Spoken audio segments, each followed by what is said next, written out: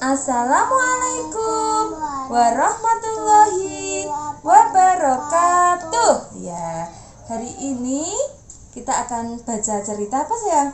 Nih, Penakluk Fir'aun. Apa sayang?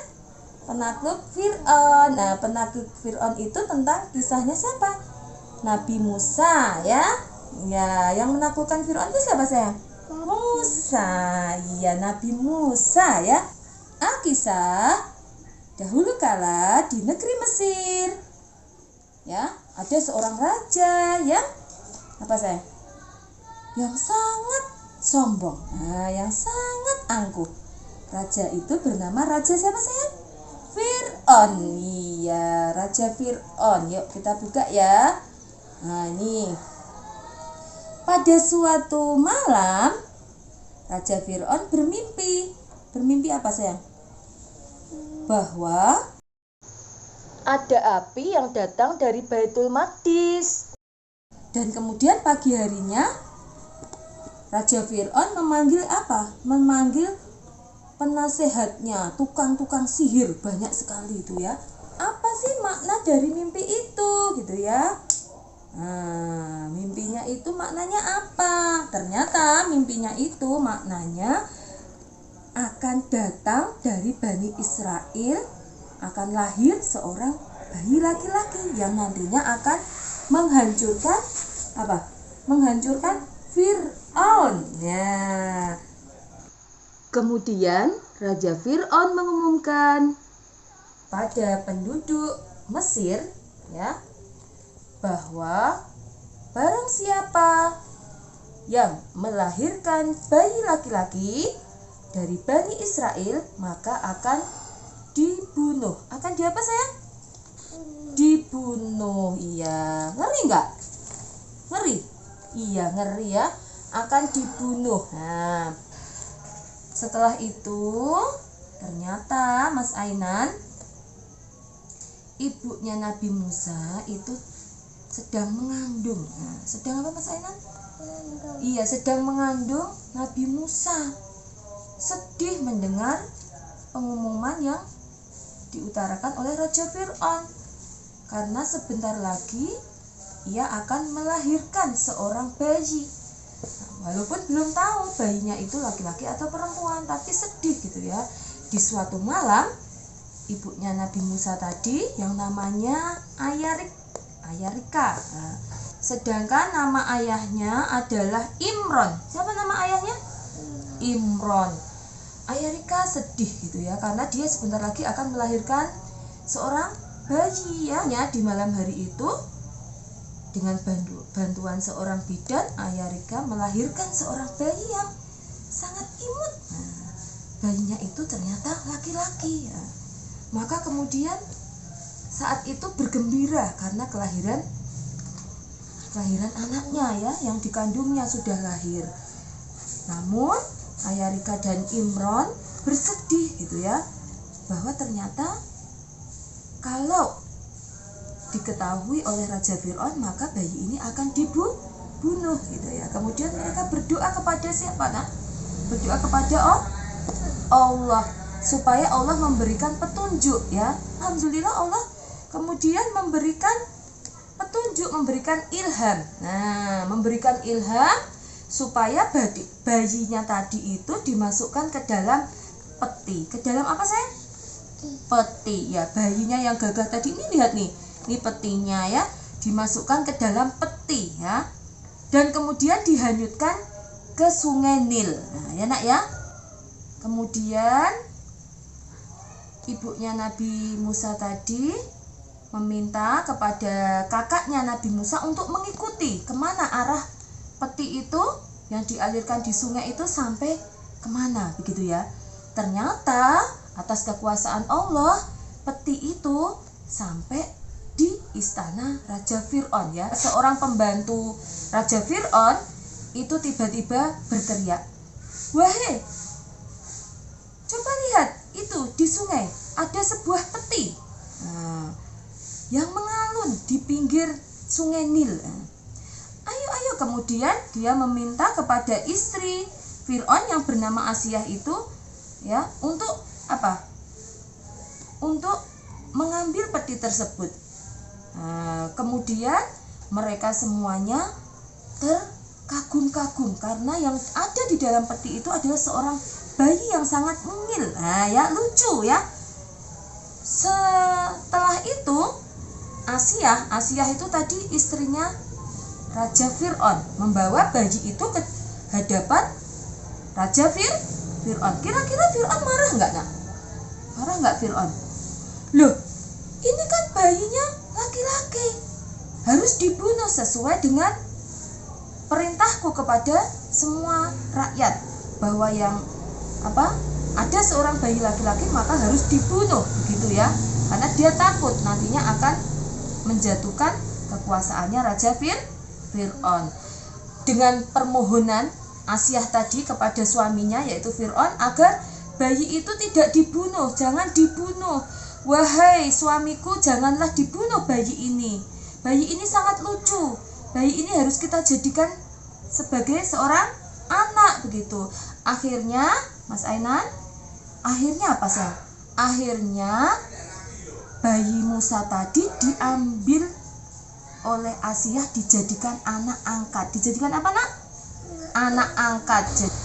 Iya, bayi tersebut nangis gitu ya, karena tidak ada air susu ya.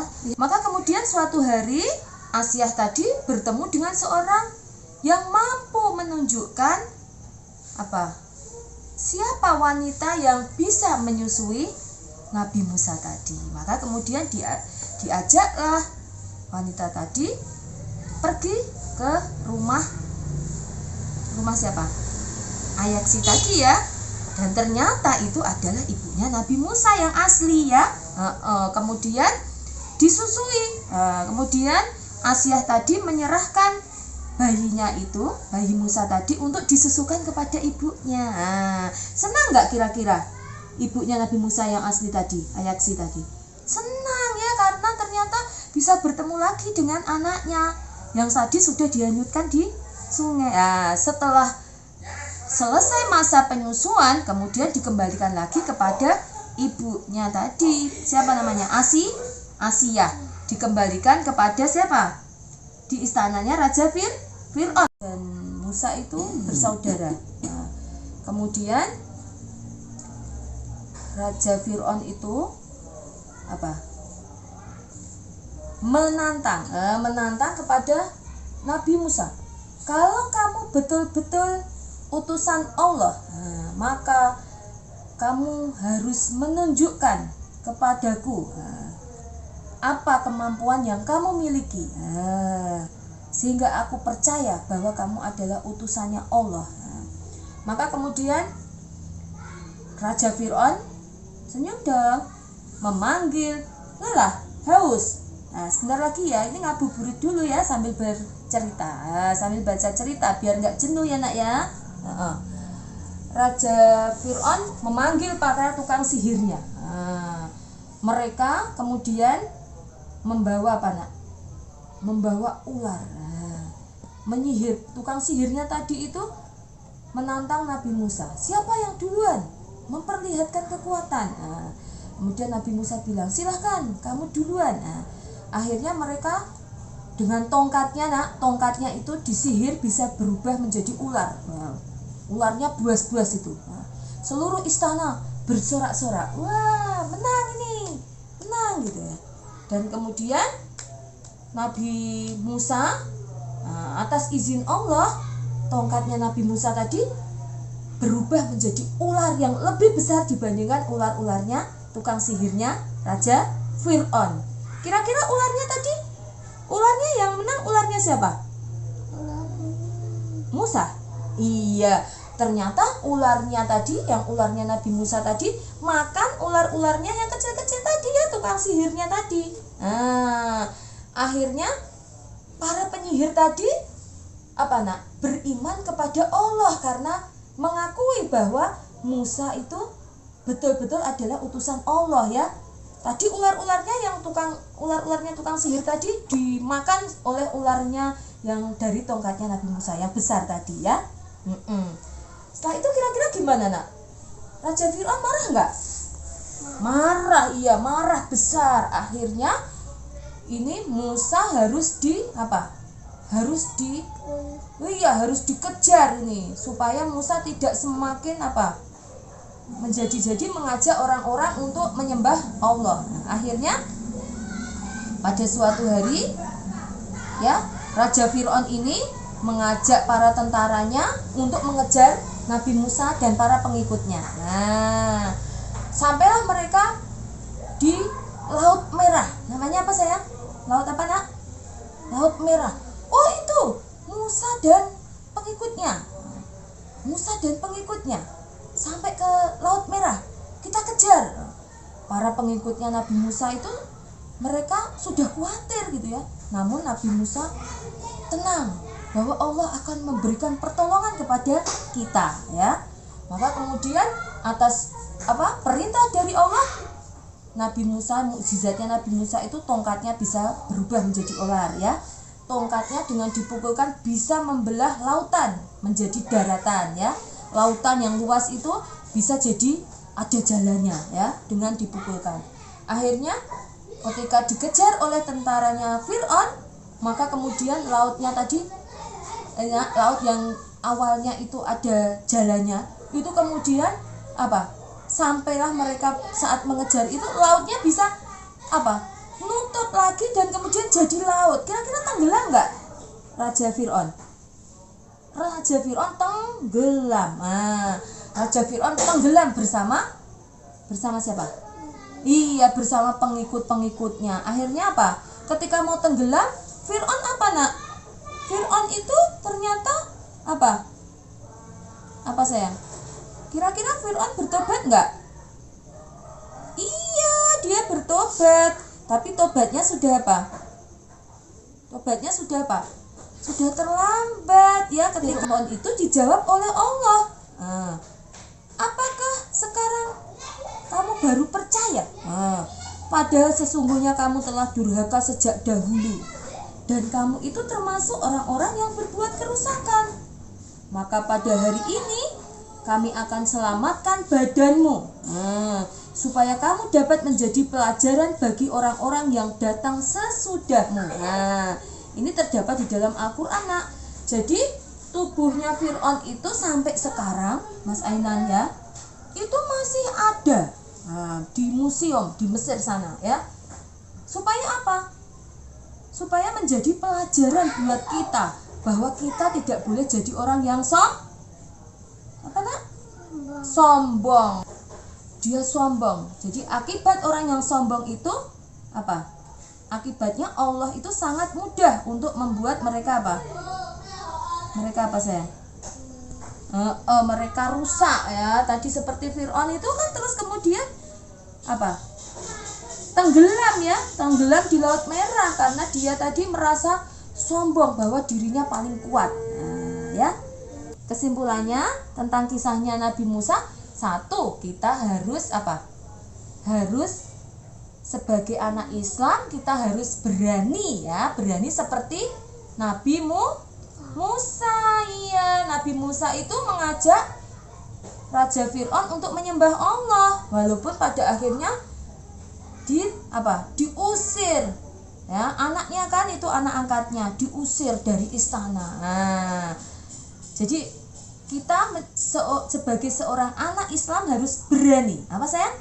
Berani. Iya, berani mengajak orang kepada kebaikan. Yang kedua, kita tidak boleh menjadi orang yang sombong. Karena kalau kita jadi orang yang sombong itu apa sayang?